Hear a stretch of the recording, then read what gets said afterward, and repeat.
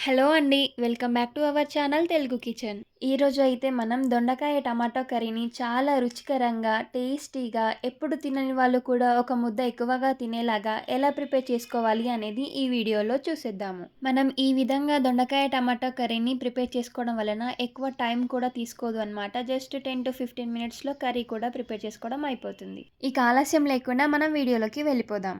ఏదైనా ఒక బౌల్‌లోకి ఫ్రెష్‌గా ఉన్న దొండకాయలని తీసుకొని, అందులోకి వాటర్ యాడ్ చేసుకుంటూ ఒక 2, 3 సార్లు మంచిగా కడిగేసుకోవాలి.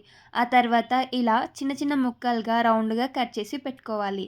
నెక్స్ట్ ఇప్పుడు స్టవ్ ఆన్ చేసుకొని ఒక కడాయి లేదా ఫ్రై పాన్‌లో కర్రీకి సరిపడంత ఆయిల్ వేసుకొని, ఆయిల్ బాగా వేడెక్కించాక అందులోకి జీలకర్ర, ఆవాలు వేసుకొని చిటపటలాడించుకోవాలి.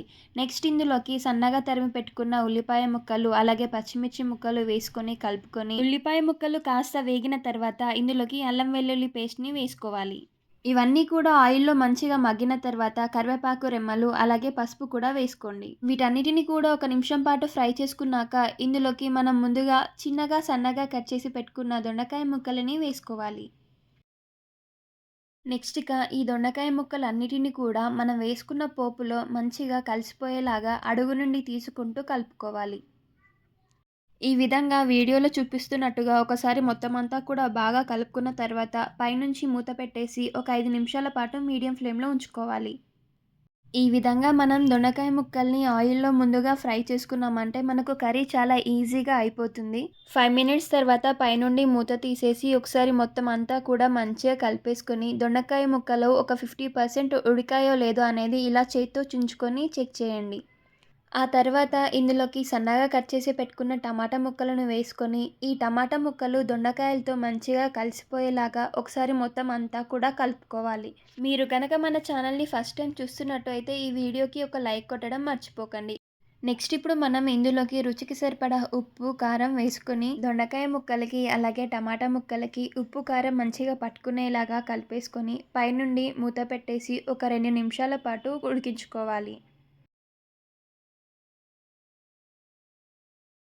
2 నిమిషాల తర్వాత మూత ఓపెన్ చేసుకొని మరొకసారి మొత్తం అంతా మంచిగా కలుపుకొని, మనకు ఈ దొండకాయ కర్రీ మరీ గట్టిగా కాకుండా, అలా అని మరీ పల్చగా కాకుండా ఉండడం కోసం మనం ఇందులోకి ఒక కప్పు వరకు వాటర్‌ని యాడ్ చేసుకోవాలి. ఇలా వాటర్ యాడ్ చేసుకున్నాక మరొకసారి మంచిగా మిక్స్ చేసేసుకొని పైనుండి మూత పెట్టేసి మరో 5 నిమిషాల పాటు ఉడికించుకోవాలి. ఈ 5 మినిట్స్ తర్వాత మూత ఓపెన్ చేసి చూసామంటే మనకు దొండకాయ టమాటో కర్రీ ఆల్మోస్ట్ ప్రిపేర్ అయిపోయినట్టే. మీరు గనక మన ఛానల్‌ని ఫస్ట్ టైం చూస్తున్నట్టు అయితే ఈ వీడియోకి ఒక లైక్ కొట్టి అలాగే షేర్ చేసి మన ఛానల్ తెలుగు కిచెన్‌ని సబ్స్క్రైబ్ చేసుకోవడం మర్చిపోకండి. ఇలా ఒకసారి మంచిగా కలిపేసుకున్న తర్వాత మనకు ఈ దొండకాయ ముక్కలు ఉడికాయో లేదో అనేది చెక్ చేసుకోండి. దొండకాయ ముక్కలు ఉడికేసినట్లయితే ఇందులోకి పైనుండి కాస్త ధనియాల పొడిని అలాగే కొత్తిమీరని కూడా వేసుకొని మంచిగా మిక్స్ చేసేసేయండి. ఇన్ కేస్ మీ దగ్గర పుదీనా అలాగే కసూరి మేతి అవైలబుల్‌గా ఉన్నాయంటే ఫ్లేవర్ అండ్ స్మెల్ కోసం పైనుండి యాడ్ చేసుకోవచ్చు. ఆ తర్వాత మూత పెట్టేసి మరో 2 నిమిషాల పాటు మీడియం ఫ్లేమ్‌లో ఉంచుకొని స్టవ్ ఆఫ్ చేసేసుకున్నారంటే చాలా రుచికరంగా అండ్ ఈజీగా దొండకాయ టమాటో కర్రీ రెడీ అయిపోయినట్టే.